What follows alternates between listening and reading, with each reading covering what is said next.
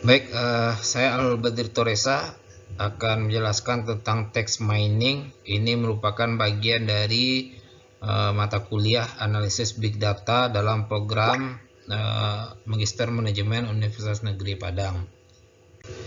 Oke, dalam text miningnya ada beberapa istilah yang memiliki kesamaan makna. Yang pertama itu ada juga yang menyebutkan dengan text data mining, kemudian juga ada yang menyebutkan dengan text analitik.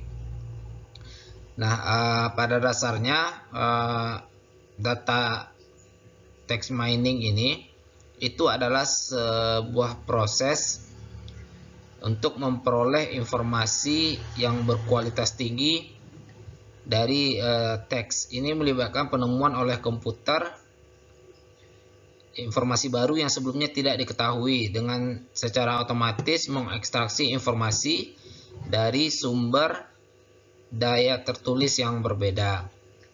Nah, sumber daya tertulis yang berbeda ini dapat mencakup seperti website, kemudian juga buku, email, dan ulasan atau dalam artikel.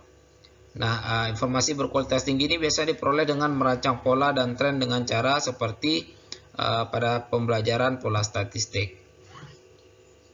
Oke, nah ada 3 perspektif yang berbeda dari data mining ini.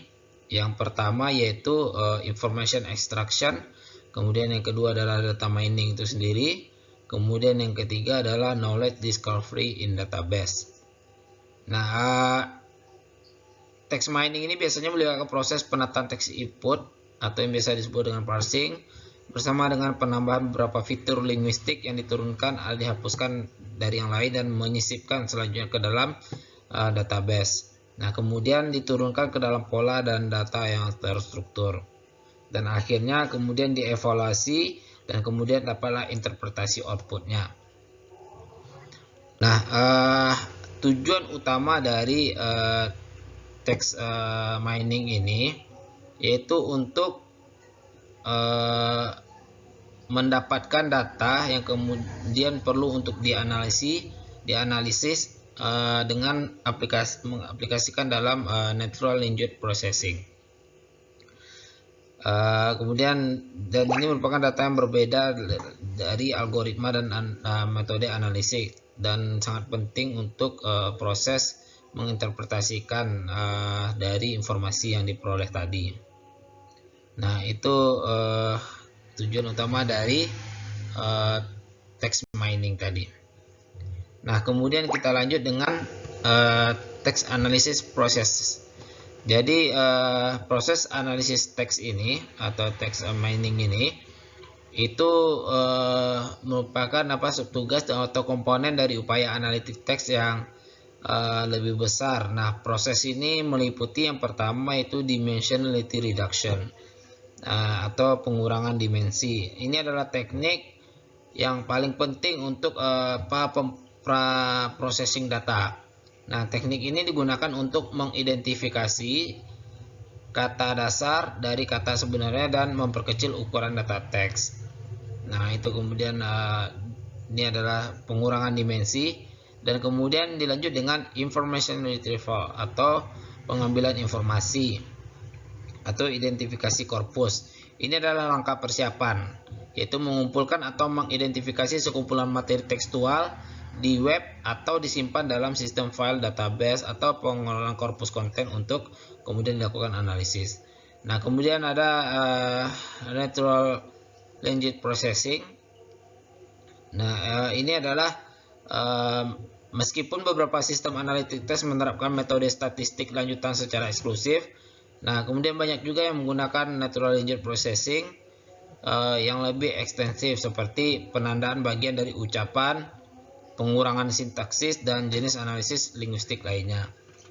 Nah, kemudian juga name entity recognition atau pengenalan entitas bernama. Ini adalah penggunaan surat kabar atau teknik statistik untuk mengidentifikasi fitur teks bernama seperti orang, organisasi, kemudian nama tempat, simbol saham, kemudian singkatan tertentu dan sebagainya.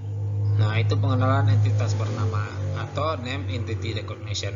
Nah, kemudian ada disambiguation atau disambiguasi, itu penggunaan petunjuk kontekstual. Mungkin diperlukan untuk memutuskan di mana, misalkan Ford, nah itu dapat merujuk pada mantan presiden Amerika Serikat, atau Ford juga merujuk pada produsen kendaraan, atau Ford juga bisa kepada bintang film atau entitas-entitas lainnya.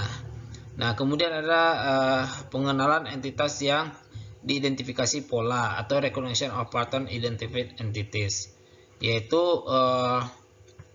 fitur seperti nomor telepon, alamat email, jumlah satuan dapat dibedakan melalui ekspresi regular dan pencocokan pola lainnya. Nah, kemudian ada dokumen clustering, yaitu pengelompokan data. Nah, identifikasi kumpulan dokumen teks yang serupa dikelompokkan. Nah, kemudian ada conference. Ini identifikasi frasa kata benda dan istilah lain yang mengacu pada objek yang sama. Kemudian relationship, fact, dan event extraction, yaitu ekstraksi hubungan, fakta, dan peristiwa. Nah, ini identifikasi asosiasi antar entitas dan informasi lain dalam teks. Kemudian ada sentiment analysis, yaitu melibatkan pencermatan materi subjektif atau berlawanan secara faktual dan mengekstraksi berbagai bentuk informasi, sikap, sentimen, opini, suasana hati, dan emosi. Nah, teknik analisis teks yang sangat membantu dalam menganalisis sentimen pada tingkat entitas, konsep, atau topik yang dapat membedakan pemegang opini dan objek opini. Kemudian lanjut di quantitative text analysis atau analisis teks kuantitatif. Ini adalah seperangkat teknik yang berasal dari ilmu sosial, di mana manusia atau komputer mengekstraksi hubungan semantik atau data bahasa antara kata-kata untuk menemukan makna atau pola gaya dari biasanya teks pribadi, biasa untuk tujuan dalam misalkan seperti dalam dunia psikologi. Nah, kemudian yang terakhir yaitu preprocessing. Pada data pemrosesan ini biasanya melibatkan tugas-tugas seperti tokenization, kemudian juga ada filtering dan stemming. Oke, kita lanjut pada pengaplikasian. Nah, text mining ini banyak digunakan dalam beberapa bidang. Seperti yang pertama yaitu diaplikasikan dalam dunia keamanan, dunia security.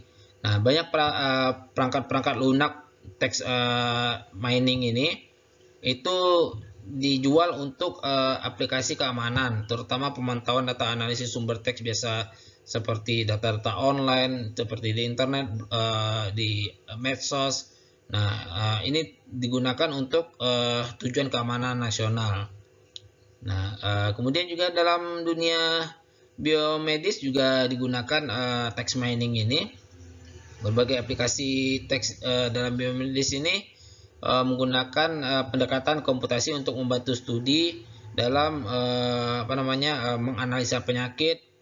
Kemudian juga bisa untuk kumpulan data informasi demografis yang nanti akan berkaitan dengan analisa dalam dunia biomedis. Nah, banyak aplikasi-aplikasi yang sangat membantu di dalam text mining ini dalam dunia biomedis. Nah, kemudian juga dalam dunia software juga seperti Microsoft, kemudian juga IBM dan Android itu bekerja di bidang ini untuk mengidentifikasi text mining ini digunakan untuk meningkatkan hasil pencarian mereka, misalkan seperti mesin-mesin pencarian yang ada di software tadi. Nah, kemudian juga dalam media online juga dipakai. Data mining ini digunakan oleh perusahaan media besar, media online, untuk memberikan pengalaman pencarian yang lebih besar kepada pembaca. Jadi semakin banyak data yang kemudian bisa diambil dari media online tadi, maka akan sangat sering untuk digunakan oleh para pembacanya. Nah, kemudian juga dalam bisnis pemasaran, data mining ini, text mining ini digunakan khususnya dalam misalkan pemasaran, seperti dalam manajemen hubungan pelanggan. Nah, penama teks ini juga digunakan dalam bisnis seperti dalam pengembalian saham dan lainnya. Jadi sangat perlu. Kemudian juga dalam analisis sentimen juga melibatkan data mining ini, seperti dalam ulasan film untuk memperkirakan berapa menguntungkan sebuah ulasan untuk sebuah film. Misalkan ada film yang baru tayang, kemudian ada data mining yang kemudian bisa digunakan untuk memperkirakan seberapa menguntungkan film tadi gitu.